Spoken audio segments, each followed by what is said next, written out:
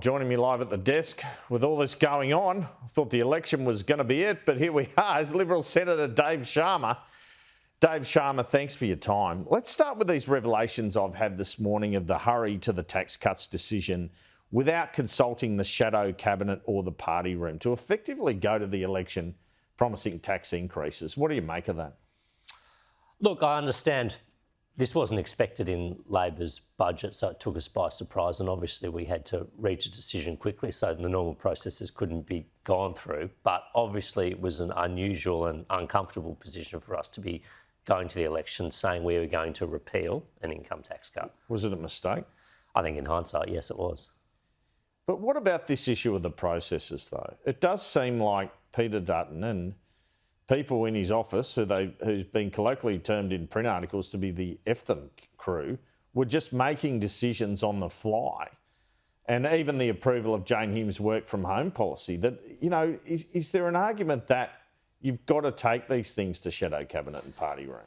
Look, I think there's an argument, strong argument, that the party room more broadly was not involved enough in policy formulation and discussion. And I think for good reasons, the party room prioritised discipline and unity in the last term, but on the expectation that the policy work was being done and we would have good things to sell at the election. And I think, I think it's fair to say that our policy agenda we took to the election was underwhelming, and it's empirically true that it did not attract a lot of voters. And that suggestion that Peter Dutton wanted to fight a khaki election but then sort of didn't, what do you make of that? Well, I think if we wanted defence to be front and centre of this election, we would have needed to make that commitment and the announcement before the election. And I do remember having conversations with a number of colleagues saying, when is our announcement on defence spending coming? Because this is the sort of thing, if you do during a campaign, it'll disappear within half a day or a day, and that seems to be what happened here. It looks like, to me, the entire policy process was a shambles. There are suggestions that mortgage interest deduction policy Michael Sukkar had was dusted off 2 days before you launched. Do you think it was a shambles? Oh, look, I don't think it was optimal. I don't know if I'd use that word, but clearly, you know, the policy we rolled out, often it didn't have the costings and the supporting argumentation and narrative to accompany it when the policy was rolled out, which suggested it was prepared and put out there at short notice. I don't think the timing of the rollout of our policy, some of these things, particularly on small business and different tax rates for small business, they're pretty complicated things to understand and explain. Rolling that out on Easter Saturday from memory, of course you're going to get lost in the fog of war. And I think there are clearly lessons there. But more broadly, I mean, there's the conduct of the campaign and there's policies. I think, you know, the error here is the policy development cycle over 3 years. We should have been road testing these, red team, blue teaming them, contesting them internally before we decide to roll them out, and then making sure we've got third-party groups, industry groups coming out to support these policies. And Sarah Henderson, she didn't even get her policy out there in the end. No, it seems not. I read that in the newspaper. It seems there are a lot of shadow ministers. And look, maybe there are good reasons for that. I wasn't part of this process, right? You know, not every shadow minister is going to get their policy out. But I think it seems now that, you know, people who were involved in the leadership team, and to be honest, they have to wear some of the blame for this themselves, are now saying, oh, we couldn't get anything through. Well, you know, we in the backbench, people like me, rely on not just the leader and his team, but the leadership team to make sure that they are doing the right work that needs to be done for the benefit of all of us. What do you make of this falling out I've just reported between Peter Dutton and Andrew Hastie? Look, I don't have any particular insight in it. You know, I'm hesitant to weigh in. There's always recriminations after an election that people say that, you know, if only I'd been listened to, or if only this had happened and whatnot. But I think, look, the way in which our defence policy was rolled out left a lot to be desired, and I don't think that was on Andrew. Now, you were a former Australian ambassador to Israel, yet there was no offer by Peter Dutton to make you a shadow minister. Do you think there was a view from him, my people and the other people? Look, I don't think I had any personal animus from Peter or anything else like that. I think he respected my abilities, but I do think we had people on the front bench who weren't pulling their weight, who didn't have the capability, the profile, the policy heft to take the best offering to the election. And, you know, leaders have to make decisions about the shadow cabinet on all sorts of criteria, you know, geography, gender, you know, faction, all that sort of stuff. But I don't think there was enough merit in that mix, would be my honest assessment. So you're keen to serve in the shadow cabinet this time? I'm keen to serve in whatever role I can be of help, but I think I could be, yeah. Have either Angus Taylor or Sussan Ley spoken to you about portfolios at this point?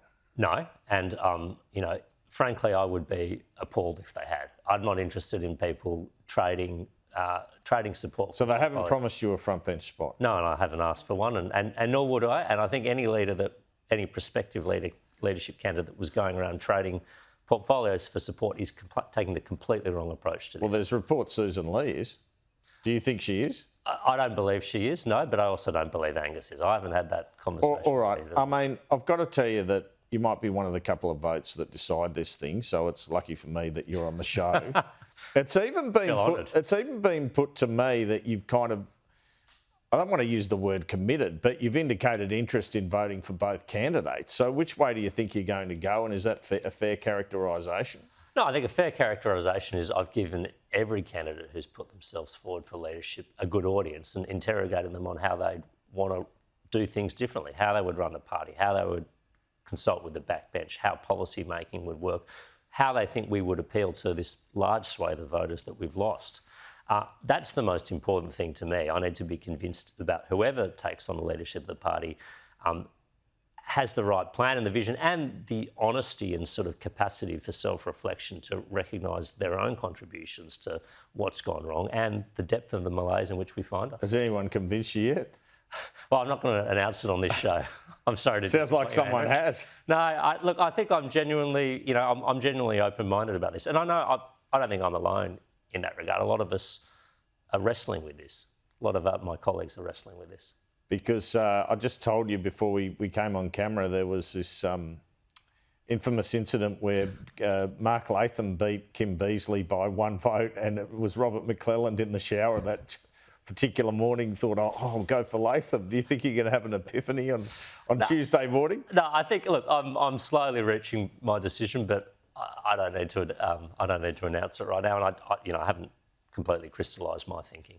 If it is a close vote, will that be an issue for the party going forward? Well, look, I think it will be a close vote, and I think it's very important that whatever the outcome is, everyone respects the result and everyone gets behind the new leader and makes sure that they have the best prospects of success as possible. I know that's not going to be easy, but we don't have the luxury of being able to tear ourselves apart over the next year or two. Our party room's not big enough. Our level of public support is not high enough to indulge ourselves in that way. Our election analyst, Tom Connell, has called Kooyong for Monique Ryan overnight, but it's very tight. Do you think Josh Friedenberg could have won the seat, and is this a missed opportunity for him? I don't. Look, I think Amelia Hamer ran a good campaign. You got to remember, Monique Ryan had one of the highest primary votes in 2022 of all of the Teals, in the low 40s from memory. So she was always going to be a difficult one to knock off. I think Amelia Hamer has run a good campaign. Look, Josh was not interested in running at the last election, so it's a bit of a hypothetical, but I think, you see we were up against it, and Tim Wilson had a great result in Goldstein. I think we've probably hung on in Bradfield. But in the other Teal seats, to be honest, we made up some ground, but we didn't win them back. And some of the Teal seats we went backwards. But Josh could have won that, and then he could be leader. Let's face it. Well, it's something for Josh to think about. There's often these sliding doors moments in politics, right, where you choose not to take a path. But I think Josh has said he remains open about his political future. I'd like to see him involved at some point in the future, but how and when that comes about is a matter for him. What do you make of Justina Price's defection and her immediately running for deputy leader? Well, look, she's welcome as a member of the CLP. As I understand it, she's welcome to sit in either the Liberals or the Nationals party room. For her first 3 years in Parliament, she chose to sit in the Nationals party room. She's now welcome to sit in the Liberals party room. There's no particular process she needs to go through other than advise the CLP executive, I think, and that's been done. So, look, as we welcome the addition, but I'm also conscious that some of the Nationals feel quite aggrieved about this, and I can understand their feelings in that regard as well. She got to do her time before she becomes deputy leader, or is it time to throw a bit of caution to the wind on that one? Well, she's perfectly entitled to put her hand up. You know, if she's been accepted into the Liberal Party room, any of us can put our hands up as deputy leader. And I think the party room will decide that. People will have different views about that issue, though, I think. Do you think she's a future leader? Well, she needs to be in the lower house to be a future leader. So I think there's a lot of people who could be future leaders who are in the Senate at the moment, but not in the House. Would you rate yourself in there? No, and I'm sorry, I'm hasten to add, I'm not including myself here, but until that time, it's just academic. Yeah, sure. I guess she could have run for Lingiari. Now, do you believe it's possible the coalition will split? Because it seems likely that the Nationals, according to my information, will dump the 2050 net zero target.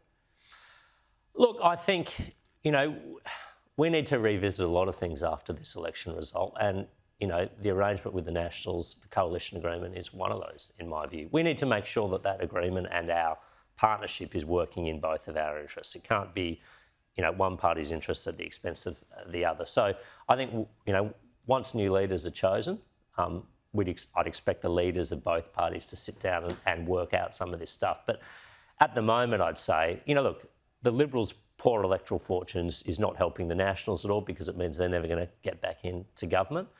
So, you know, neither they nor us have an interest in the Liberals' political stocks continuing to fall.